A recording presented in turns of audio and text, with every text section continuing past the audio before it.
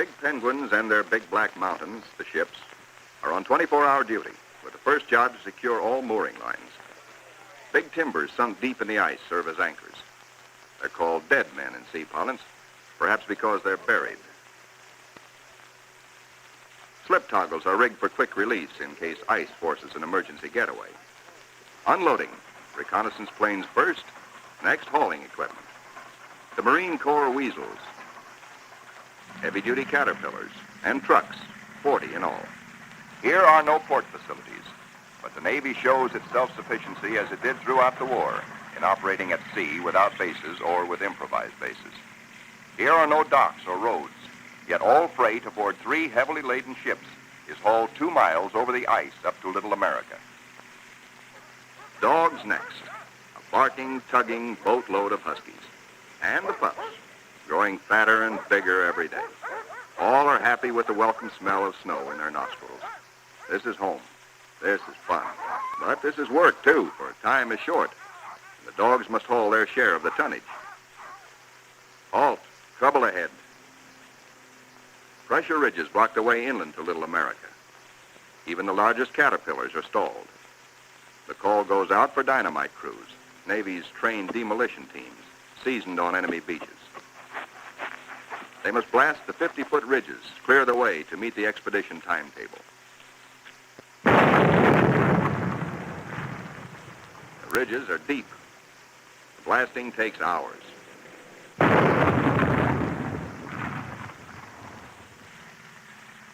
Seabees and their bulldozers follow, smooth out the road for the big cats. In 2 hours, they bridge crevasses 100 feet deep. And so 10,000 tons of gear, brought down by the cargo ships, start moving up to Little America. Work goes steadily forward. Seabees, with all hands helping, use every one of the 24 hours of daylight in the South Pole summer. Caterpillars with snowshoe oversized treads accomplish in hours the work that in old days hundreds of dogs could do only in weeks. Airstrips, smoothed out with drags, take high priority. Bird has flashed word from the Philippine Sea, now standing by off the pack ice, that he's ready to fly his R-4Ds in. It's up to the work parties to make up the time lost in the pack ice. Up to these men to work while gusty winds drive flesh-cutting gravel-like snow across the open, or to dig deep for storehouse foundations. Food dumps grow steadily. Here is the favorite hangout of the veteran husky, Ricky, born at Little America 12 years before, and still hungry. Each hour brings other buildings to completion. Knockdown Wanigans grow magically, and the Air Headquarters Quonset is ready. Snow blocks are dug out for windbreaker walls. These blocks are the adobe of Little America. Good idea, squawks the sidewalk superintendent of the base. Good idea. These big penguins do right well to bear in mind that when she blows down here, she's liable to blow your eyelashes off. The little Adderley shows no fear. What? Smoke? Silly idea. The ships are all but emptied. The caterpillars and go-devils live up to their wartime good name. Within 70 hours, the Seabees are hauling in the last 500 tons of essentials. Only a few more cases to be broken out. The local waterworks is the pride of the Seabees. 3 GI cans of snow produce 1 can of water, purest in the world. You keep your furnace going, which makes steam, which melts snow, which makes water. Simple. Simple once CB Engineering in Washington had figured it out before ever the first ship left port. And now, the ordered streets of a tent city that is Little America the Fourth come into being where 3 days before, the primeval snow lay unbroken. The church flag on the first Sunday signifies a pause for prayers. After the last Mass, and after the Protestant and Jewish services, the off-duty sailors have but one thought. Transportation has but one terminal, the mess hall, the best dinner of the week, as ancient Navy tradition always has decreed. Admirals and captains wait their turn in the chow line with the men. Inside, plates are loaded. Roast beef, rich gravy, high mounds of mashed potatoes, flaky pie. Life looks up again. A cigarette, good coffee. 5 miles east of Little America, a seal herd, 500 strong, has its feeding ground amongst pressure ridges and in deep crevasses. Ricky, as a pup, played the game of run, seal, run, and he hasn't forgotten. The seal wallops with his tail. Ricky's 12-year-old teeth are not so good on the slippery, wet hide of the 600-pound Waddell.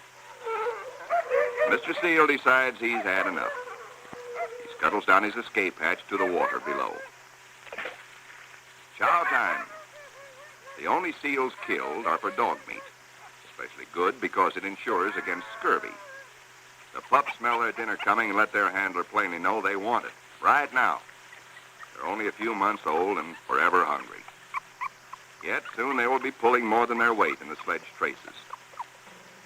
They like their meat red and will fight for it.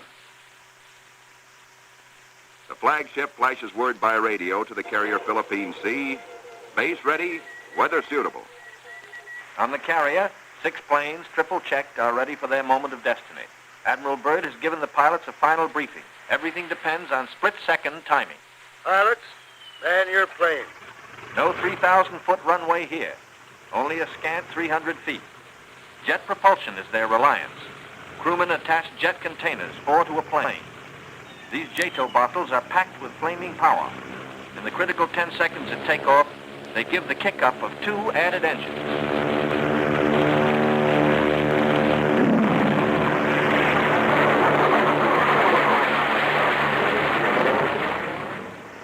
Byrd is airborne in exactly 100 feet.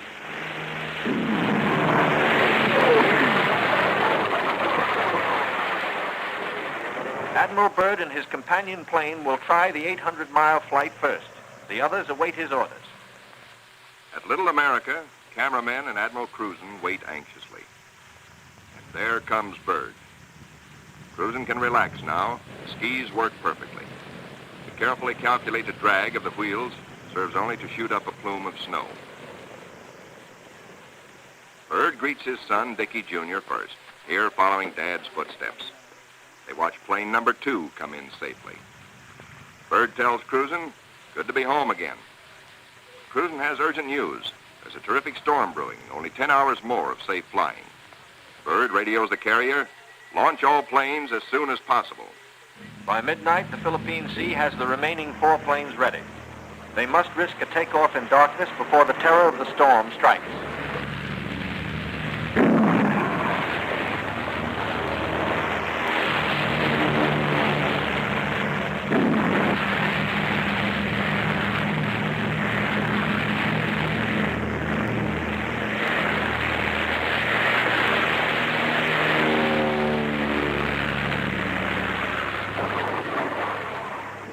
Daylight finds the planes over the pack ice.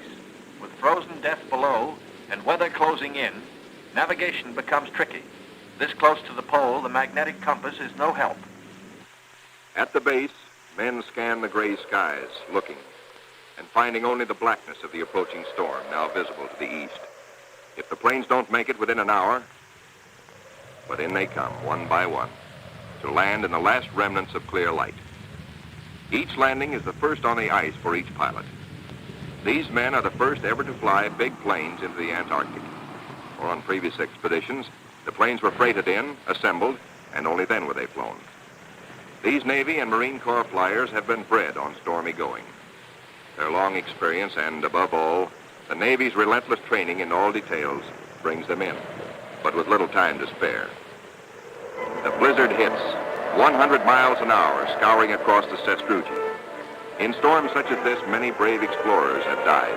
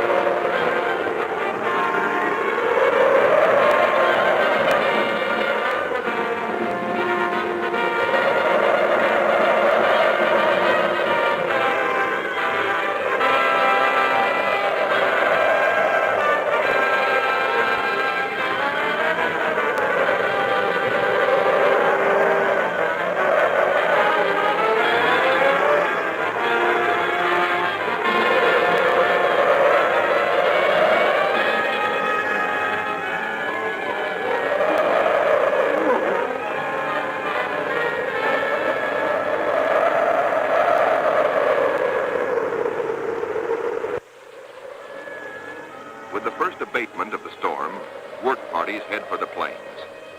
The blizzard is 40 hours old. The wind has become bearable. The expedition flight schedules are days behind. They must get the heaters going, clean out the frost. The Antarctic offers no quick machine service as on standard Navy airfields. Fuel for the heaters must be hand-dragged, hand-pumped, hand-fed, with the temperature far below freezing. The chow wagon, the never-failing CB tractor, gives the work parties a lift back to the mess tent for hot coffee, food, and warmth. Only the Navy, Marine Corps, Coast Guard, and Army cameramen who made this official record know the price they paid for these blizzard films. They covered the Pacific battles for posterity. This cold day, they froze their whiskers to make these first color films of an Antarctic blizzard. Little America digs out. The planes still stand on the line uninjured. Icicles and snow to be cleared off, but no plane blown away. Lashings held. Tent City intact proved out the technique of survival evolved by Byrd in a lifetime of exploration. Not one tent went down.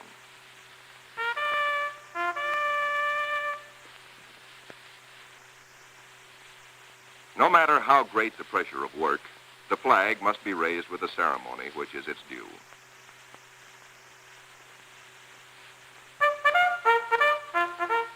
Admiral Byrd declares Little America IV in full operating commission. The Admiral and the party ride Weasels 12 miles south to visit his earliest camp, marked by the radio towers. Little America I, now 40 feet under the snows of 17 years. And above it, Little America II, 25 feet under the snows fallen since 1935. Captain Boyd, United States Marine Corps, ties on a safety line. While Admiral Byrd and 3 veterans of his previous expeditions watch, Boyd inches his carcass down the old ventilating hatch. It stood 20 feet in the air when it was put up 12 years before. He pokes a stick up as a marker for the main hatch. Now all hands, the Admiral included, will have a chance to go look-see. Below, the old-timers find a lantern that lights at once, and all manner of other gear. For here in Antarctica, there is no decay, no rust, no dust, not even germs. Fruits, vegetables, meats, all good after 17 years. Small wonder Byrd preaches that one day Antarctica may be the world's storehouse to keep the 7 years surplus for the 7 lean years. Byrd, bringing with him the old corn cob he'd forgotten in 1930, comes up last. He meets heavy going, but he makes it the hard way and seems to like it. Aboard the Mount Olympus, the Navy tries out one of the most important experiments assigned the expedition. Can men survive in freezing water? Men from Mars, members of a special underwater demolition team, wear the new cold water rubber survival suit.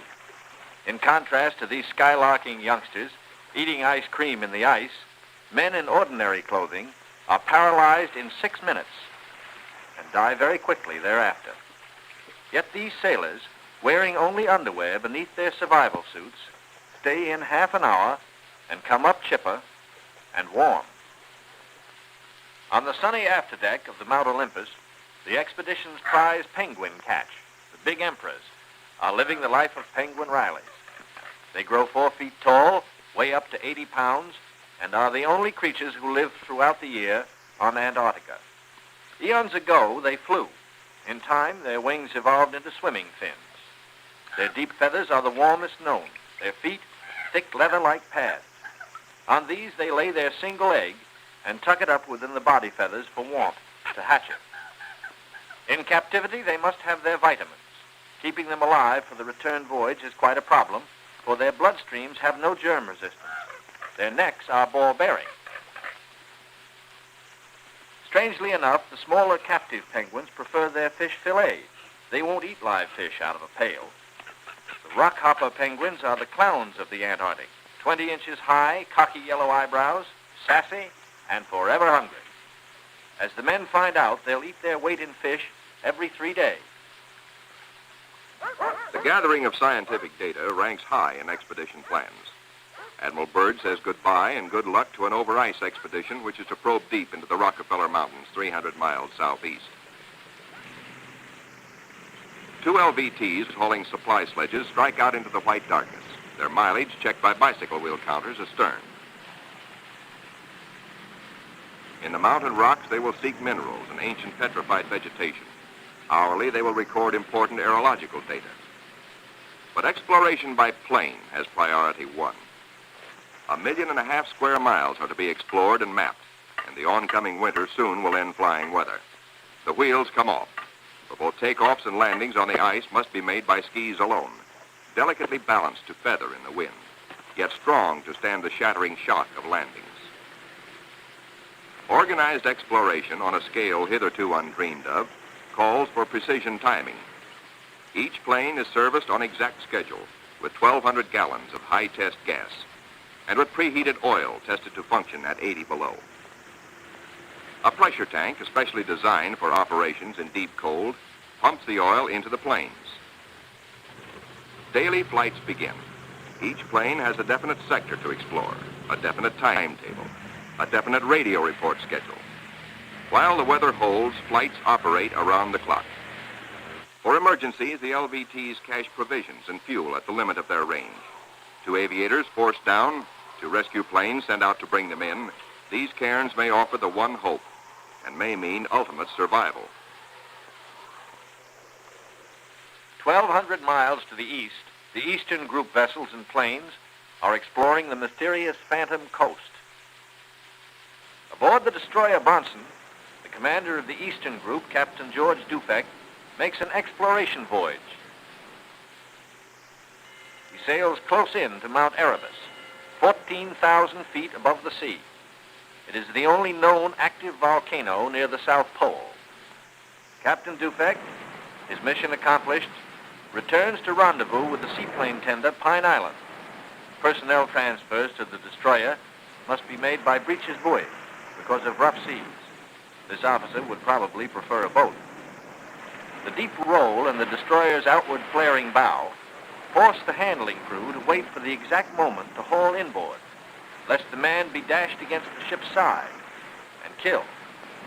It is Captain Dufek's turn next. The line is set higher. The seas run stronger. The ships roll dangerously apart. The line slacks, then snaps taut and breaks. A 50-foot plunge downward. Dufek disappears. Away, lifeboat! Men jump to stations. Lower away. Hurry, hurry. 8 minutes in this icy water means death. Speed is the only hope. The boat sheers clear. Heads out fast to the rescue. Captain Dufek reappears. He has managed to inflate his life jacket.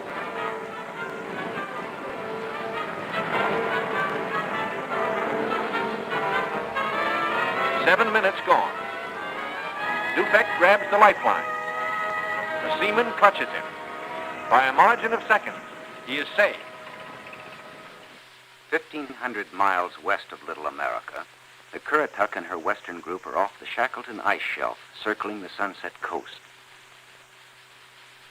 The western group commander, Captain Bond, gives pilots and plane crews a last briefing on Antarctic dangers and the technique of survival if forced down. The flight about to start is the longest and most important so far for the western group. Before takeoff, survival gear is checked. Gear to keep 9 men alive for 100 days.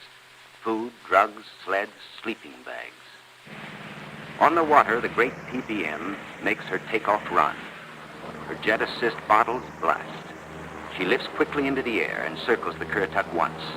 Jet assist bottles, their work done, are dropped and make a salvo splash. The pilot, Commander David E. Bunger, wipes his frosted windshield, a constant source of trouble in polar flying. He is over the Shackleton ice shelf, named for the great English explorer who kept returning to the Antarctic until death, so often escaped, kept its rendezvous with him. The smooth shelf roughens. Dark rocks, called nunataks, appear above the ice. Then rugged mountain ranges as far as the eye can see. Bunger leans forward in amazement. His eyes have caught a sudden and unbelievable change in scenery. The universal white has turned to chocolate brown, dotted with blue. A cameraman goes into action. 300 square miles of land without snow. Land that might be in New Mexico or Arizona. Pictures alone will prove Bunger has discovered a warm oasis in the shadow of the pole. It is for such supreme moments as this that men brave the hardships of exploration. The astounding, undreamed-of fact is that they are over a chain of warm water lakes whose shores, except for small patches, are free of ice and snow. Commander Bunger circles the largest lake in sight, 5 miles long. He comes in to make a landing. Water temperatures must be recorded. Samples taken. He finds the water fresh, the temperature 38 degrees Fahrenheit.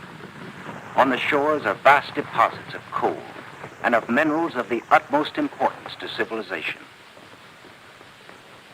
Aside from their headline discovery, Bunger and his men have another good reason for hustling home to the Currituck. A long-awaited ceremony is in progress. The whole fleet awaits news of the all-Western beard derby. The Currituck skipper, Captain Clark, is judge.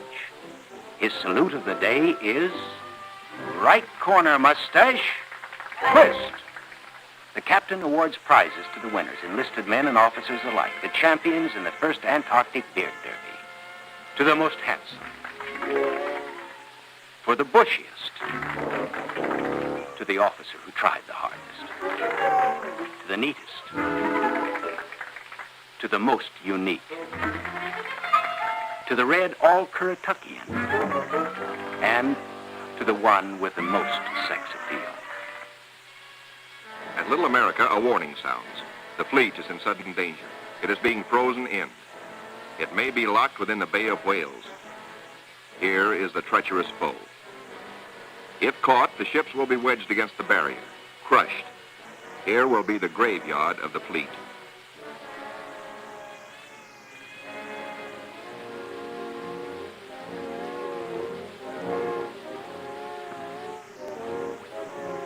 The Coast Guard icebreaker Northwind goes into action, ramming, backing, ramming again to break up the crushing flows. Landing craft work frantically to loosen the ice around the ships so propellers may turn without shearing off. One by one, the ships are cleared. Get underway. Byrd remains behind with 197 volunteers in grave problems. His most important exploration flights will now lack the powerful directional radio of the Mount Olympus. To get his men out, he must hope the icebreaker can crash her way back in time. Otherwise, he and his men will be frozen in for the 9 sunless months of the dark, treacherous Antarctic winter. Marooned, Admiral Byrd and his staff plan the big flight to the South Pole and far beyond. This is the culmination, the last mass flight. 4 planes spanning out over a continent of unknown territory larger than Texas, California, and Arizona combined. Over freezing wastes without people, without life, without vegetation. Nature's most formidable challenge to man. The 4 planes are gassed up. All controls triple-checked. Motors heated. For they face cold as extreme as 60 below, unrelenting, murderous. Photographic units lead the parade of science to the planes. Each is a flying laboratory. The cameras are the trimetragons and the K-17s that spied out enemy secrets during the war. Now each plane carries 250 pounds of film to record some of nature's last great mysteries. The war's secret radar magnetic detectors are here too, bolted on like bombs. In war, their electronic impulses spotted minefields buried deep under the surface. Now they will read far below the ice, detect and identify minerals, coal, iron, precious ores. Byrd gets the words, "Ready, sir." He boards the leading plane, gives the command, "Take off." Crews hasten to rock the ships and thus free the skis frozen to the ice. Now all the work that has gone before, the planning, the task of preparing ships, of training men, the perilous voyage through the ice, now all of these investments of time and sometimes of suffering are come into focus. Takeoffs for non-stop flights over the desolate, danger-studded wastes of Antarctica. Flights of great distance, the equivalent of, back at home, winging non-stop from the Canadian border to the Gulf of Mexico. Aviation is all important in the Navy's Antarctic exploration, just as aviation is all important in a modern Navy that must be strong under and above the sea, as well as on it. Out over the shelf ice, Byrd leads his 4 planes in the long climb over pressure ridge areas, heading for the polar plateau, 10,000 feet up. Below are no landing fields. only deep crevasses. Pressure ridges 100 feet high. Instant destruction for a plane forced down. Byrd pioneered the first South Pole flight in 1929. He applies again the practice of constant vigilance, careful calculations that assured his earlier successes. Over this cruel country, Byrd flies today at 3 miles a minute. In earlier explorations, 3 miles in one day was frequently the utmost for Shackleton and Scott for Britain, Amundsen for Norway, and Byrd himself for America. The Beardmore Glacier, 200 miles long, 50 wide, 1,000 feet deep, who knows? Byrd checks position by the sun compass. The glacier signals the South Pole itself. Here, Byrd drops the flags of the United Nations, carefully boxed, a symbol of America's goodwill to all nations. Now, beyond the pole, Byrd focuses his cameras and magnetic detectors on land new to him and to all mankind. In eastern group waters, the seaplane tender Pine Island swings out a plane, listed on the fleet's roster as Mariner George 1. Crew members look out. No shadow of coming disaster troubles their young faces. Captain Caldwell, observer. Lieutenant J.G. Frenchy LeBlanc, pilot in command. Lieutenant J.G. Bill Kearns, co-pilot. Ensign Lopez, navigator. And a crew of 5 take off to map the treacherous Phantom coast.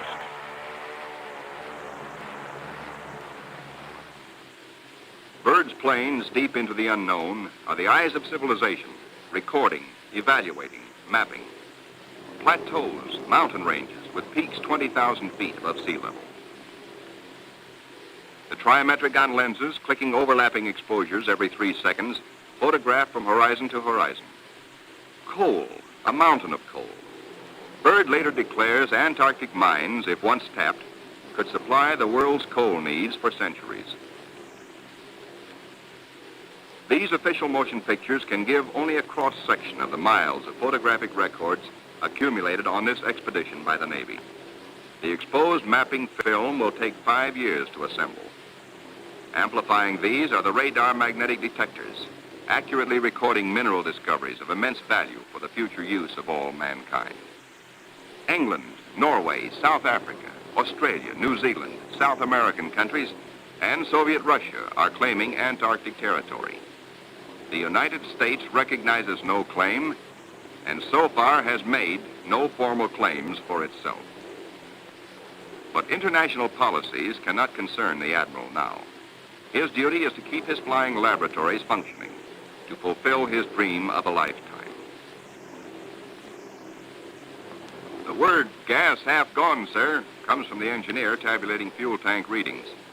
Byrd radios his pilots, return to base. By the third leg of their triangular course, the planes head back for Little America. Byrd's plane takes the widest swing fuel permits as the lenses of the trimets continue recording new territory. This is the last big flight. Byrd is determined to record the maximum possible. One by one, the planes swing in over Tent City. Flight operations checks them in and safely down. Plane 2, plane 3, plane 4. But not plane 1. Byrd's plane is yet to be accounted for. Byrd is missing. Out over the ice, Byrd is in trouble. His starboard engine is cutting out, now stops. His one remaining engine is losing power.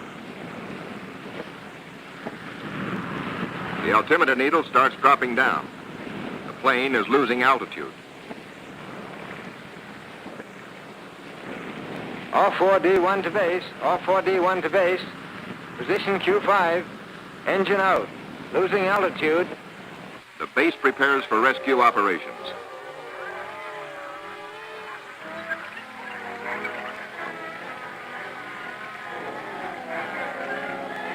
Handicapped by the partial power of one engine, the plane is in jeopardy. Down she drops. The needle drops from 3,000 feet downward, threatening peaks around her. A further drop might mean a crash. Only one hope: reduce the load, lighten her at once. Maybe that way, maybe if enough weight goes, maybe she will hold. Already the mountains are above. She is deep in the valley, deep in the shadow of disaster. The needle drops downward from 1,700 feet. Jettison all gear.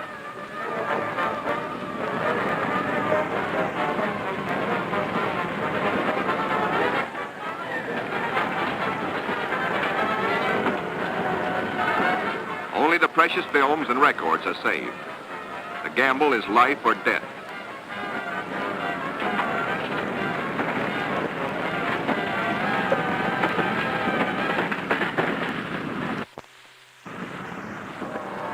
The altimeter levels off at around 900 feet. Slowly, she starts to climb. She is gaining altitude. The pilot signals 4-0. 3 hours later, at the base, the crippled plane comes into sight.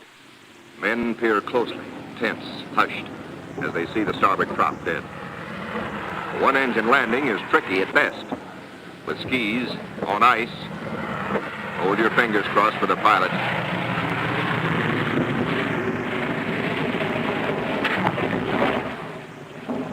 Safe, safe, good going. The greatest exploration flight of all history has ended in success. The flight beyond the South Pole. The flight beyond imagination. But over the Pine Island with the Eastern Group is the shadow of tragedy. Captain Dufek flashes the word by radio. To Eastern Task Group. From Task Group Commander, Mariner George 1 overdue. This group commence standard search and rescue operations immediately. Grim men with grave news from Captain Dufek. No time now for jubilation over his own escape. No mood for rejoicing. Byrd knows better than any man the tragic import of the message. In the freezing danger of the Antarctic, seconds are hours. Minutes are days. Every resource of the expedition must be mobilized instantly. All planes must take the air. All men stand alert for emergency duty. Over the ice pack, above the open sea, across the barrier. Mariner George 1 is down with men. No radio signals coming through. That means a crash. Search, search, search. Wherever the plane is, it must be found. For maddening, anxious days, fog shrouds the area where the accident most likely took place. Men are frantic. Yet daily, at their own request, at their urging, in fact, the crew of the Pine Island gathers for prayer service. On the 13th day, the weather breaks clear. Captain Dufek sends another PBM into the area heretofore shrouded in fog. At last, in clear visibility, the pilots and men scan water and pack ice along the Phantom coast. Wherever they are, the 9 men of the George 1 have been lost almost 2 weeks. Hope is thin. 5 hours out, Commander Howell, the pilot, spots smoke. A signal fire. Some are alive down there. How badly hurt? How many live? The George 1 smashed. The wreckage scattered, some of it burned. And a message on the wing. Lopez, Henderson, Williams, dead. No seaplane can land on the ice. Can the survivors reach open water? Howell must drop a message. We'll land Barrier's Edge 10 miles north. We'll drop flags to mark trails. If you can walk it, form circle. If not, form line. Howell knows the gravity of the decision Captain Caldwell must reach. But if the men can walk, a day may be saved. A precious day for the injured. Howell flashes the news. Captain Dufek gets the word and gives it to the Pine Island by loudspeaker. Attention all hands. This is the Task Group Commander speaking. Mariner George 1 has been sighted. Rescue operations are in progress. Howell circles his PBM over the wreckage. He watches for his answer. The huddle of men breaks apart. They've reached a decision. It's a circle. They'll try the 10-mile trek to board the PBM at the water's edge. Howell's crew have the relief gear ready now for the men below. Cargo chutes float the heavy packages down. First aid boxes, rations, skis, blankets. For men hungry, cold, hurt, and losing hope, the chutes are as lovely as shining stars. Symbols of life restored, of return to families who've been waiting and praying. Now to mark the trail. The PBM's crew have hundreds of flags, each weighted to land and stay upright. If fog should again close in on this desolate coast, there must be no second disaster, no wandering from the road to rescue. The survivors follow the trail markers. 5 able to walk, 1 on a sled, 10 miles to go. These men are marching out of the shadow of death into the sunshine of life. Aboard the rescue plane, ready to leave the barrier edge, the survivors, 6 thankful men, jerk out their story in bits and flashes. How Henderson, Lopez, and Williams died in the crash and explosion when they smashed up in milk bowl visibility. How they found scattered cans of food, a stove, and fuel to keep it going, and one tube of sulfur tablets, just enough to keep Frenchy LeBlanc, their gravely injured pilot, barely alive. Proudly, they tell how Captain Caldwell consulted them all in dividing their little food, how he kept watch, inspired their faith, and how they prayed as men always do when there is no other hope but prayer. Bill Kearns, co-pilot, grins hello. First off is Frenchy LeBlanc. Corpsmen carry him tenderly in a Stoke stretcher.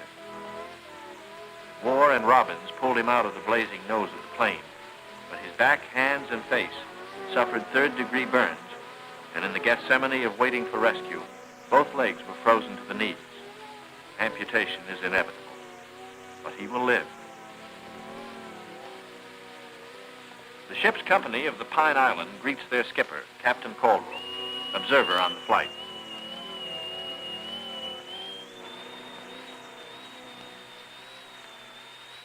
He says no ship ever looked so good to him as his own command, as again he sets foot on her decks. His executive officer greets him with sincere affection. Captain Dufek warmly welcomes the survivors. Co-pilot Kearns, his broken arm in a sling. McCarty, the photographer. War, the radio operator. And smiling Shorty Robbins, the motor mech. The head is warm. A hot bath, clean sheets, and long hours of restoring sleep. And perhaps first, a moment to splice the main brace, by which good sailors mean a ration of medicinal spirits.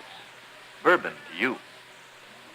Later in sickbay, all but Frenchy and Captain Caldwell enjoy their first full meal in 2 weeks. Kearns will go to Georgetown University to study for a career in diplomacy. McCarthy, who has a wife and 2 children in Sonoma, sunny California, beams happily. Robbins, who was the wheel horse in those desperate days, figures to keep on flying. He still loves it.